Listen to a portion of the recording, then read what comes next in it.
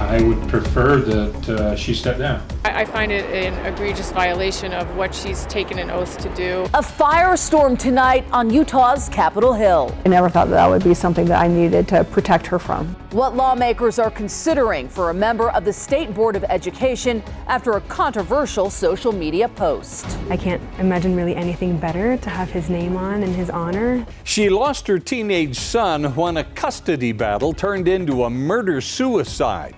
How this Utah mother is working with lawmakers to save others from the same pain. We're not done with the snow yet, where we'll have slick roads for Friday morning's commute, plus what to expect through the rest of the weekend. I'll show you how a barber shop in Ogden is keeping an icon in the Black community's legacy alive. Live from Utah's news leader, Fox 13 News at 9 starts right now. From the governor to the local NAACP to fellow members of the state school board, Utahns are adding their voices to the controversy surrounding Natalie Cline. Good evening, everyone. I'm Bob Evans. And I'm Kelly Chapman. Cline is getting serious backlash tonight from the community and lawmakers, all for a social media post that appeared to insinuate a female high school athlete is transgender. Fox 13 News reporter Lucy Nelson sat down with the girls' parents in their home today as they shared their feelings. She's a tomboy. She dresses how she dresses. She's got a vibe. She's super cool, cool style. And you know, she cuts her hair. She works out a lot. Al and Rachel Vanderbeek have a daughter who has been bullied by her peers just for how she looks. You know, just going to games. And then afterwards, she's in tears, and we're like, what's going on? She's like, oh, the student body, you know, just we're yelling out names and saying, get the boy off the team, and he shouldn't be playing. As bad as it sounds, the parents expected comments like these from teenagers, but never from an adult. We found out about Natalie Cline's post yesterday morning around 10 o'clock. And from there, like, everything just started snowballing. State Board of Education member Natalie Cline took to Facebook Tuesday night, posting a flyer for a girls' basketball game that showed the Vanderbeek's daughter. The caption said, in quotes, "girls basketball," which many took to mean she was implying the Vanderbeek's daughter may be transgender, even though she is not. We were never prepared for an adult to put a picture up of our daughter and use it for their agenda in a political way to elicit hate. A following, yeah, to elicit hate and just cyberbullying. Cline has since taken down the post on social media, expressing her deepest apologies for the negative attention her post drew to innocent students and families. Also stating she never claimed the student athlete was a boy. Rachel says they waited to tell their daughter about the widely circulated post after school Wednesday. I never thought that would be something that I needed to protect her from, that I needed to tell her that there were adults that were in a position to help protect kids that were making comments and making assumptions based strictly on appearance that were totally inappropriate. The two say they would like to see Cline resign from her position on the board. I just feel like, let's stop it now before someone else gets hurt. And when it comes to how we treat our kids and one another, to be better. One thing that we feel very strongly about is giving kids a voice. You know, maybe people that don't fit in this exact box of what maybe the world or other people think someone should be. We want to be a voice for those kids to just let them know that they're loved, that we see them, and that, you know, there's a lot of power in us all being individuals and being who we are. On Friday, the Granite School District's Board of Education will be holding a special meeting to discuss a resolution condemning the actions of State Board of Education member Natalie Cline. In Salt Lake City, Lucy Nelson, Fox 13 News, Utah. Well, Natalie Cline has been no stranger to controversy. Fox 13 News has been reporting on her for the past 3 years. In February of 2021, she was accused of making homophobic, transphobic, and racist comments on social media about the Utah Pride Center and Black Lives Matter Utah. Later that month, she claimed a Bountiful Elementary School's hallway display of the alphabet that was socially progressive in nature was, quote, pushing an extremely controversial ideology. In August of that year, she was placed under investigation for criticizing the use in a Facebook post of a gay pride flag in a Church of Jesus Christ of Latter-day Saints seminary building. Then in July of last year, the State Board of Education condemned Klein for saying that schools are, quote, complicit in child sex trafficking and brainwashing. We're also getting reaction tonight from transgender community advocates. Sue Robbins with Equality Utah says Klein's post may have a negative impact on the girl who was targeted.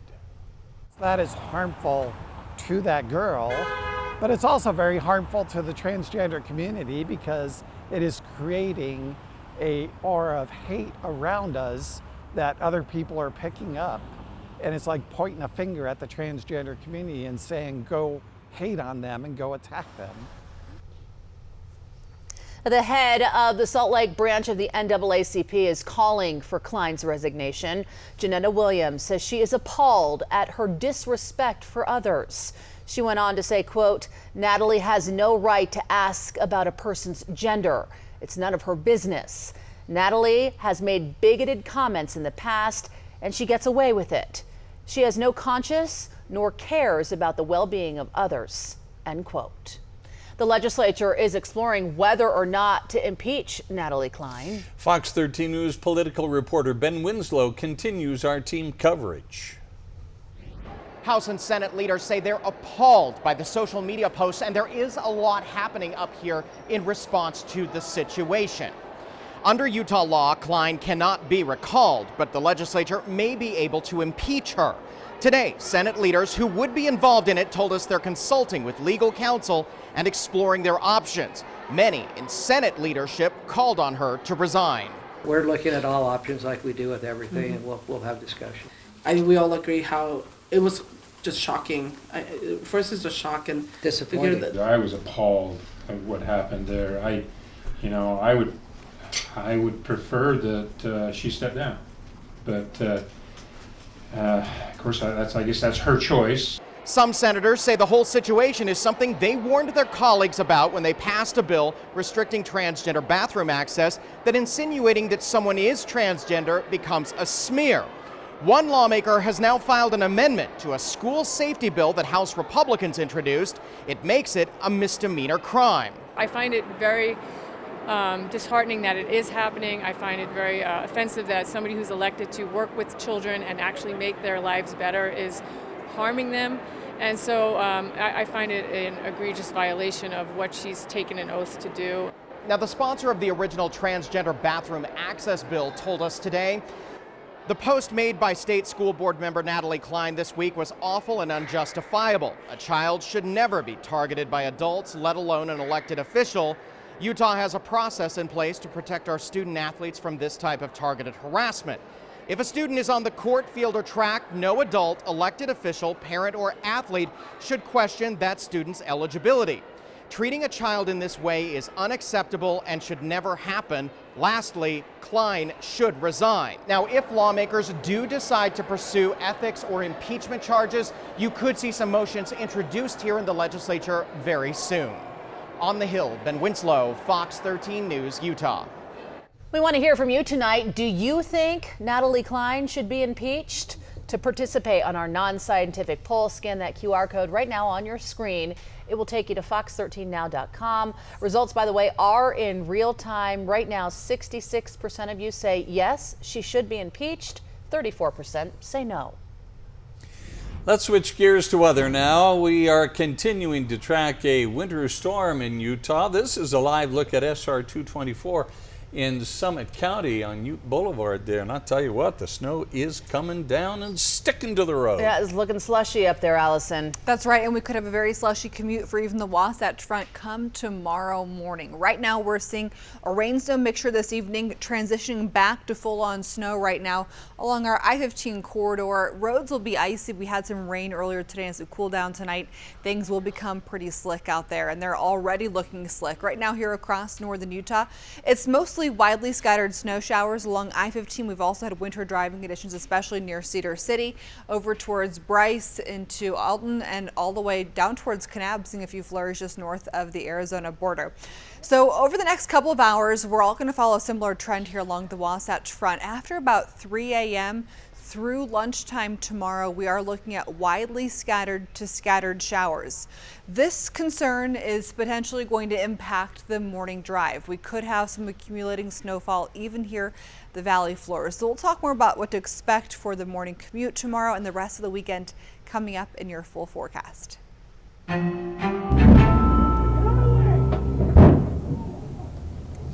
We've obtained dash camera and body camera video of a wild incident involving Centerville police and a man earlier this week. Police say on Monday, 32-year-old Wilbur Hernandez threatened a postal worker with a knife, stole a mail truck, hit multiple vehicles, and barricaded himself inside that truck. Police were finally able to stop him after chasing him from Salt Lake to Centerville. This is video of him being taken into custody.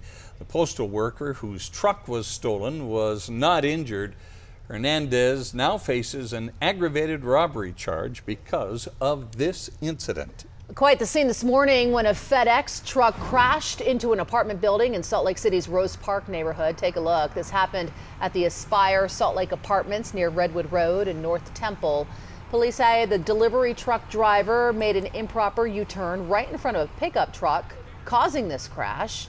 The impact caused the FedEx truck to crash into the apartment complex, right into the side of it.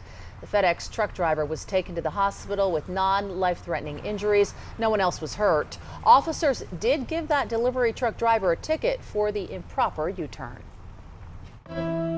Her son died on Mother's Day at the hands of his father. Now a grieving mother is working to make sure what happened to her child does not happen again. Plus, what we're learning about an officer-involved shooting in South Salt Lake and the bizarre situation that led up to it. And the Jazz making another move to beat the trade deadline. What did they gain? What did they give up? Hi, welcome back. Taking a live look right now, Parley's Canyon. This is Parley's Summit. You can see the roads are slick right here. We are expecting additional snow even here in the valleys overnight, so I'll let you know what to expect for the morning commute coming up in a few minutes in the forecast. Thanks, Allison. In national news, no criminal charges are warranted for President Joe Biden in a classified documents probe. A report released today by special counsel Robert Hur says some of the reasons include President Biden having the authority to keep classified documents at his home while vice president and later during his presidency.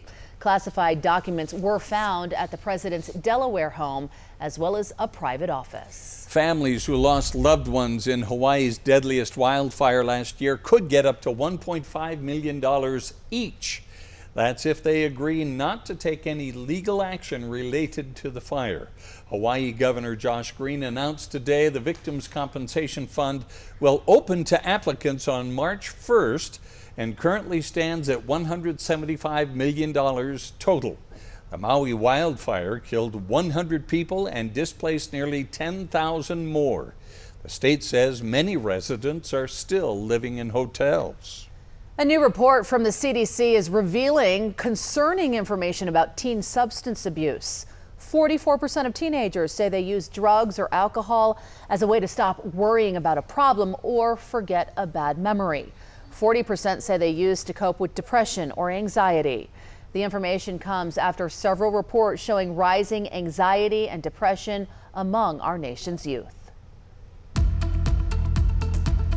Here are your main weather headlines right now. Heavy snow expected in the mountains overnight and into tomorrow. For the Friday morning commute here along the Wasatch Front, we very well could see some areas of road slush with some overnight snow in the forecast. Then we have a very chilly weekend ahead as our storm starts to clear out Saturday into Saturday night. we're going to have some frigid overnight temperatures. So let's go ahead and start with our winter alerts. Areas in pink, those are winter storm warnings. That is where we're going to most likely see our heaviest snowfall. That is for the mountains of central and southern Utah. Highlighted in pink, winter storm warning, mostly 6 to 12 inches of snow in addition to what we've already seen. And then for our areas with winter weather advisories, a couple more inches of snow possible. For Salt Lake City right now, we have 36 degrees, feels like 32, visibility at 10 miles. Our storm's moving off to our east. A quick little system drops in. Heading into tomorrow, we are going to end up with colder air filtering in out of the north with this system. The rest of our storms have been out of the southwest. They've been very moisture rich, so they've been heavy, dense, wet snow moving in from the southwest. The system drops in from the north, and that's why we end up with this northerly flow. We'll see some lingering snow throughout the day on Saturday, primarily for the mountains here across Utah. But we're going to have some very cold temperatures ahead. Where we are right now at 36 degrees is basically warmer than it's going to be for highs this weekend. Temperatures currently in St. George, 37 degrees. Right now, as we look at that satellite and radar here across the state, the storm continues to move off to our east. Another quick system drops in from the north, and we remain with some clouds tonight, areas of fog potentially to tomorrow morning, also trapping still a lot of that moisture at the surface, which will lower some visibility for the morning commute, along with that potential for some road slush. So right now here across the Wasatch Front, we are seeing a mixture of some rain and snow this evening. We are now seeing again a transition back to some snow. It has been fluctuating back and forth during the afternoons yesterday and today. Regardless, we did have rain for a lot of the Wasatch Front today, or snow earlier today, and I'm anticipating just icy slick spots regardless of that precip type heading into the next couple of hours. Things will become a little bit slick. Now, overnight temps Friday at 6 a.m., right around 25 to 30 for much of the state. For the Wasatch Front tomorrow, we'll have widely scattered snow, and here's the deal. There's a chance that we see some heavy snow moving through briefly into the overnight hours early tomorrow morning, and that's what could cause some slick spots for the morning drive. Temperatures throughout the day tomorrow staying in the 30s for much of the Wasatch Front. So we're heading into this weekend. Tonight at 10 o'clock, we'll still have some areas of snow and fog developing, highlighted in yellow. Into tomorrow morning, we'll have that chance for maybe still some rain to mix in, but mostly looking at snow chances of how cold it's going to be tomorrow. And we'll even see the chance for some snow to mix into the valley floors, even in lower Washington County for Friday night. 44 tomorrow in St. George, 50 on Saturday. And for Salt Lake, 39 tomorrow, widely scattered snow. Partly cloudy Saturday, 34, 36 only on Sunday with overnight temps around 20 to 25. So we have some cold days ahead. I'll let you know what to expect after this storm clears, and a storm potential for next week as well coming up in just a bit. We'll be right back.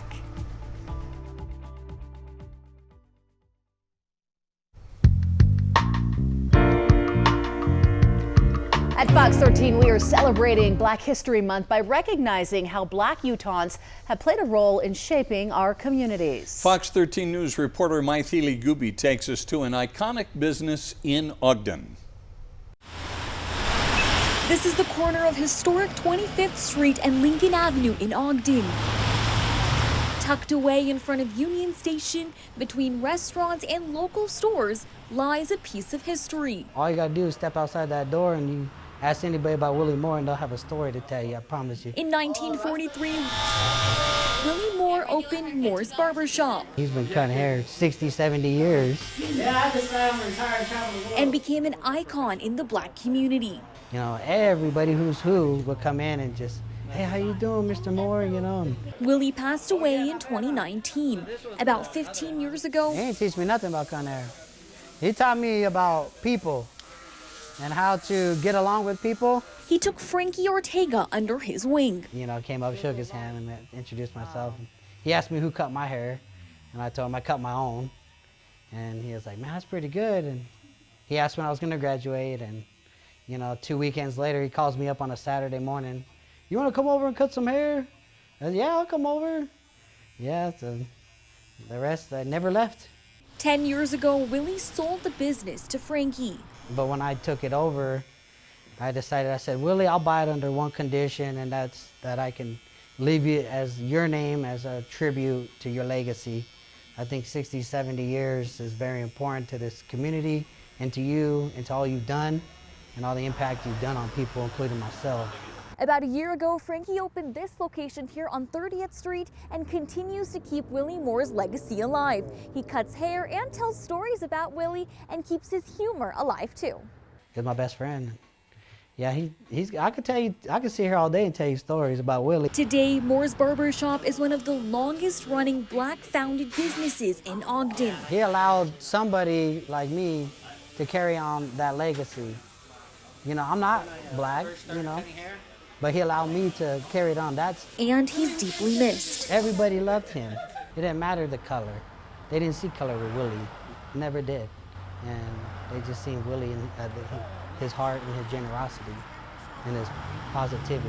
Frankie hopes to keep Willie's memory alive forever. But one day I would love to also have a statue of Willie standing outside and, you know, stand there cutting hair or something, you know. I think. In Ogden, I am Maitini Gobi, Fox 13 News, Utah. Well, today, the Black Student Union at Salt Lake Community College held a special pop-up shop event for Black-owned businesses. We spoke with one of the organizers about how this event will help local entrepreneurs network with the community during Black History Month and beyond. Beyond this, today they are able to gain connections outside of this. So they're giving out business cards, they're bringing awareness to their business, being able to tell them how we can contact them outside of this. But in reference to this, we can also be able to do collaborations for other things that we might have coming up, like inviting them to campus to talk about how they're an entrepreneur in Utah and what that lifestyle is like. Salt Lake City Community College is hosting events all month long. Their next event is a read-in on February 14th at the Student Center on the Taylorsville campus. It's been nearly 9 months since a Utah teen was killed by his father in a murder-suicide in Salt Lake. I miss him so much. How the teen's mother is working with lawmakers to make sure kids are safe during child custody proceedings. A man is in the hospital in critical condition after he was shot by officers in South Salt Lake. How it's connected to this tow lot in American Fork, I'll let you know. More action here on Utah's Capitol Hill to protect the Great Salt Lake.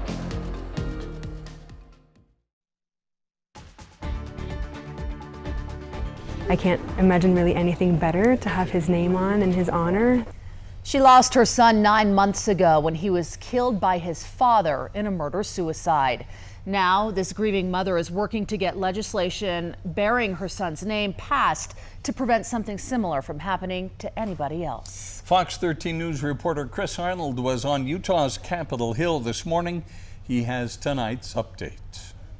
My 16-year-old son, Ohm, was murdered by his father on Mother's Day weekend during court-ordered parent time. Leah Moses providing heartbreaking and chilling details of her son Ohm Gandhi's murder. Ohm was brutally shot twice in the back and once in his face by a .45 caliber handgun bought from a pawn shop on the same state street in Salt Lake City as the courthouse where I fought in family court for 14 years. Court records dating back to 2009 showed a lengthy custody battle that began when Moses filed for divorce. That divorce would be finalized in 2014, but the fight over custody continued for years, up until Ohm's death. Throughout litigation, he asked me when the court would allow him to speak. House Bill 272, known as Ohm's Law, is a way Moses hopes to give her son a voice. The legislation would focus on amendments related to child custody proceedings, putting the focus of the child's safety first. The bill limits expert testimony in family court to qualified and credentialed professionals and implements guidance and limits on family court's use of reunification treatment. This legislation that requires that the courts consider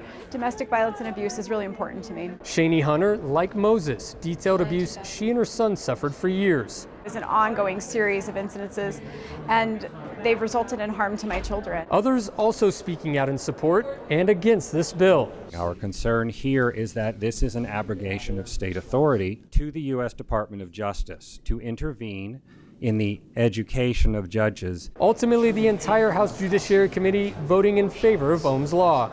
Mrs. Moses, you did everything right, and the system failed you. As the legislation moves forward, Representative Paul Cutler, the bill's sponsor, says it prioritizes safety above anything else. We just tried to make a responsible choice about what is the absolute priority, and the absolute priority is the safety of our children. I'm just so happy we moved the needle.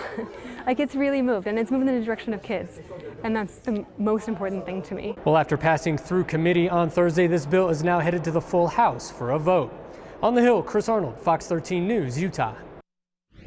We now know why the head of the Utah National Guard was placed on administrative leave by Governor Spencer Cox about 6 months ago. Our content partners at the Salt Lake Tribune report more than a quarter of the troops under Major General Michael Turley witnessed sexually harassing behaviors, quote unquote. And 1 in 5 said they saw racially harassing behaviors in their unit. They say concerns about this environment created by Turley's leadership were raised 2 years before he was relieved of command, and he decided to retire from the U.S. Army. A man is in the hospital tonight in critical condition after he was shot by police in South Salt Lake last night. Officers tell Fox 13 News reporter Emily Tenser the shooting is connected to an investigation that began days ago. Everything looks back to normal at the 820 Apartments in South Salt Lake. The complex was the scene of an officer-involved shooting Wednesday night. They saw the weapon, and then they took the action that they needed to take.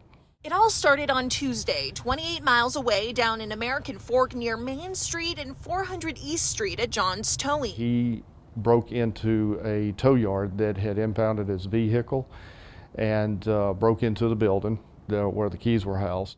It's since been replaced, but Lieutenant Stuart Force says Ballew shot at this lock 21 times to get back his impounded Honda Civic, and then he drove and busted through this gate to escape.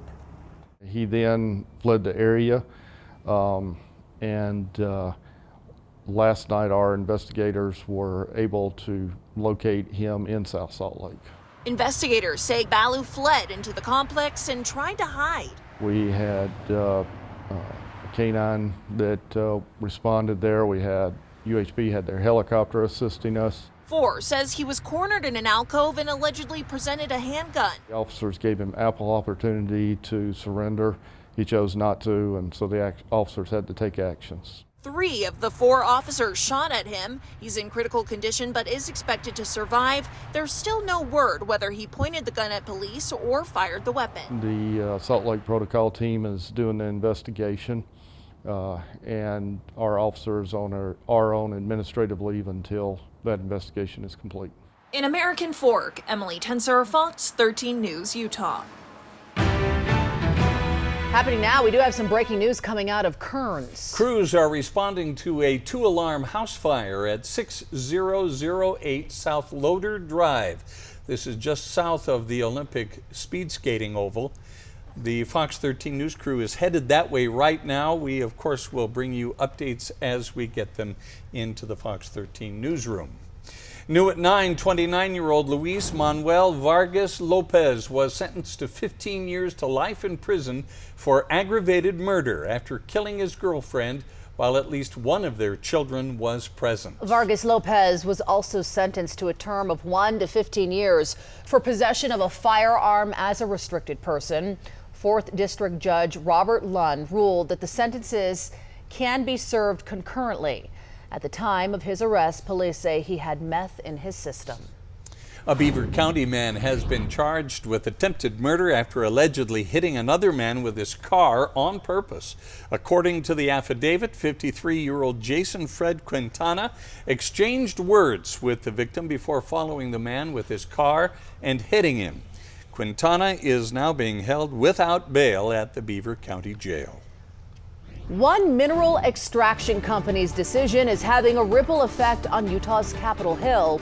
Ahead, Fox 13 News political reporter Ben Winslow has the latest on the Great Salt Lake.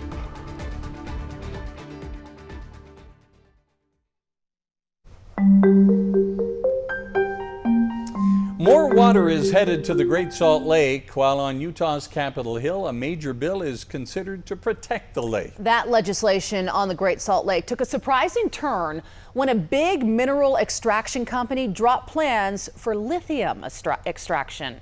Fox 13 News political reporter Ben Winslow has more. It went from a trickle to a flood. So this water will make its way down the Jordan River and eventually get to the Great Salt Lake. There's so much water in Utah Lake right now, the state engineer ordered a release. This is a court-ordered opening of the gates to prevent flooding. But it will help the Great Salt Lake. It's always good to have any kind of amount of drop hit the Great Salt Lake. It's obviously at a low right now. It's the latest effort to help the lake, which shrunk to its lowest level in recorded history in 2022. We as a state are making significant investments in water to save the Great Salt Lake. Representative Casey Snyder introduced a big bill that would rewrite how mineral extraction companies use water on the Great Salt Lake. In current statute, every drop is available for depletion through extraction. That would change under his bill, which won praise from environmental groups. We support this legislation and see it as a necessary step forward in helping protect Great Salt Lake. One mineral extraction company says it has some concerns. We appreciate his efforts and look forward to continuing to work with him. The uncertainty and regulatory hurdles included in the legislation would prevent viable business from making such highly intensive capital investments on the lake. But the meeting got a little heated when an industry representative accused the bill's sponsor of not meeting with him. He has never responded to me. That appeared to anger the House Speaker. I've asked those organizations and businesses to engage. They've chosen not to. Compass Minerals, a major company operating on the Great Salt Lake, suddenly dropped its lithium development plans, citing regulatory risks in an apparent reference to this bill. They continue to throw out concerns, and stall, and never find a way to help us work together to collaboratively make sure that we save and protect the Great Salt Lake. The bill passed out of committee. Environmentalists are surprised to see themselves on the same side as lawmakers on protecting the lake. To hear the Speaker of the Republican supermajority more or less attacking the mineral companies and saying, we've got to hold these people accountable, it's really quite amazing. It's not, I didn't expect to be on the same page, but as we saw, starting this summer, they've been really taking this issue seriously. That bill now moves to the full House of Representatives for a vote. On the Hill, Ben Winslow, Fox 13 News, Utah. Well, today's temperatures were perfectly average here in Salt Lake City, a high of 42 degrees. The sun will rise tomorrow at 7:30, and we could see a slick morning commute with snow in many areas. More on that forecast coming up. And later in sports, the Jazz shorthanded tonight against the Suns after making another move before the trade deadline. Plus, one heck of a basketball game at the Huntsman Center. Could Utah shock Arizona? It would take several overtimes to do that. Back in a bit.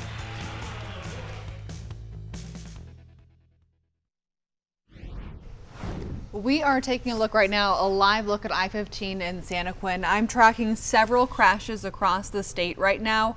Right now, this is northbound. Roads are looking rather icy on the cameras. On and off winter driving conditions down through Fillmore, I-15 near Cove Fort, down through Beaver, down towards Parowan. And then once you get to Cedar City, things improve a bit. But we are not done with the storm quite yet, and I am anticipating a rather messy morning commute for many people along the Wasatch Front. We'll get to the latest weather forecast coming up in a few minutes. A committee in the Utah House today discussed a bill that would remove college athlete name, image, and likeness contracts from the state's public records laws, effectively making such contracts a secret. Utah journalists, however, are opposing the bill.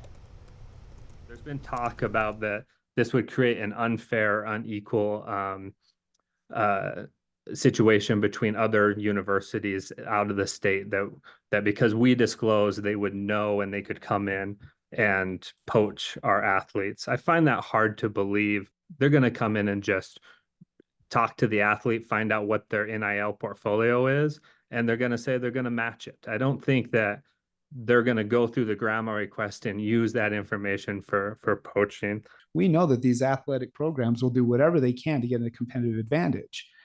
And to think that they wouldn't use this information as a competitive advantage in recruitment, in trying to establish a stronger and better program, absolutely. The committee, by a vote of 11-1, gave the bill a favorable recommendation.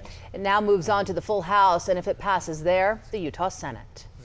A House committee voted unanimously to support a bill restricting the Utah Attorney General from doing any kind of outside work. You'll recall Attorney General Sean Reyes went to Nevada to help Donald Trump's campaign look for signs of election fraud that never turned out to be. He's also faced scrutiny, Mr. Reyes has, over his ties to Operation Underground Railroad and its founder, Tim Ballard. So in the legal world, it's really easy to create conflicts. You can see in the work that has been done with OUR that it's created a conflict even just with a personal relationship. This bill seeks to minimize those so we can have an attorney general that can focus on their job and do the things that are necessary to the state as opposed to focusing on personal interests. Representative Stoddard's bill now goes to the full House of Representatives for a vote. Senate President Stuart Adams is personally sponsoring a bill that seeks to find new sources of water in Utah. The bill would create a commission to explore different ideas for long-term water needs. For example, landlocked Utah could build California or another state a desalination plant and take their water shares upstream. We're not going to solve our water issues within the geographic bounds of the state of Utah. We've got to look to the other states, maybe even internationally, and to other opportunities. The Senate President's bill is likely to pass because of his position within the legislature. I know right now many of you are winding down for the night, but if you have loved ones who are going to be out on the roads, we are seeing quite a bit of slowing for much of our I-15 corridor with some areas of on and off winter driving conditions. Santaquin did have some closures on I-15 northbound about an hour ago. We're still seeing quite a bit of slowing in the area. And then we're also seeing some on and off slowing through central and southwest Utah. Once you get past Cedar City, the roads are looking a bit better right now. But in addition to seeing some snow-covered roads through Cedar City on and off up through Beaver and Cove Fort, we also have some areas of low visibility in the forecast for tomorrow. So for right now, what we're picking up on satellite and radar is quite a bit of snow, Boulder down through Bryce Canyon up through Panguitch, and then along I-15 Beaver down towards Cedar City, on and off through central Utah. Just not great radar coverage in those areas. Right now here along the Wasatch Front, we're also seeing that substitution from the rain back to the snow, and we are going to see snow likely overnight for the Wasatch Front, potentially creating a tough morning drive. So on and off snow chances possible throughout the morning tomorrow for our I-15 corridor and throughout the early afternoon. And then things will be clearing on Saturday. But for tonight, temperatures heading into 10 o'clock right around 30 to 35 degrees. Into tomorrow morning, 20s and low 30s here across the state. And for Ogden tomorrow, we are looking at areas of scattered snow showers. By Friday night, a bit more isolated. For Provo, your chance of precipitation for tomorrow is widespread, a bit more isolated getting into Saturday. And for St. George, you're going to have a decent shot at some areas of rain, maybe even some snow mixing in on Friday night as another system drops in from the north. So with this storm that we have, we're going to have much colder air. It's a little bit of a different setup than we've had the last couple of days, but as far as additional snow totals go, on top of everything that we've already seen, which has been very impressive, especially in southwest Utah, we do through Saturday morning have a couple more inches of snow still in the forecast, primarily for the mountains here across the state, but the chance still for some accumulating snowfall overnight and into tomorrow for the Wasatch Front. A couple of inches of snow are possible with some locally higher amounts not out of the question. For St. George, 44 tomorrow, widely scattered rain to a mix. By Saturday, 50 degrees. We will see some lingering isolated snow showers on Saturday here across the state. Best chances would be for the mountains. And then we'll see less clouds Saturday night into Sunday, and that's going to allow us to cool quite a bit, about 20 degrees as you wake up on Sunday morning. But for tomorrow, 39 to finally Friday, widely scattered snow, and some of that could be falling mainly after midnight tonight and into the morning commute. And then we will have that chance for some widely scattered snow showers to develop throughout the day tomorrow. By Sunday, 36, we're going to be quite cold this weekend, below average by about 5 to 10 degrees, closer to average into next week. And I do want to mention that there is still some uncertainty of the possibility of some storms midweek next week. Not a lot of confidence in it, but it's something that we'll be watching for you here in the Weather Center.